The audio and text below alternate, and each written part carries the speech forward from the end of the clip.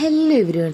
അപ്പോൾ നിലാവിൻ്റെ നീലഭസ്മ കുറിയണിഞ്ഞുകൊണ്ട് ഈ രാവിലെ തന്നെ എങ്ങോട്ടാണ് പോകുന്നതെന്ന് വെച്ച് കഴിഞ്ഞാൽ കോളേജിലേക്കാണ്. പക്ഷേ അതിന് മുമ്പ് നമുക്ക് ചെറിയൊരു ഫോട്ടോ എടുപ്പൊക്കെ ഉണ്ട്. കാരണം ഞങ്ങൾ ലാസ്റ്റ് ഇയറാണ്, തേർഡ് ഇയർ ആണ്. അപ്പോൾ ഞങ്ങൾക്ക് ലാസ്റ്റായിട്ട് ഞങ്ങൾ കോളേജിൽ കച്ചേരി പെർഫോം ചെയ്യുന്നുണ്ട്, എല്ലാവരും കൂടെയാണ് ചെയ്യുന്നത്.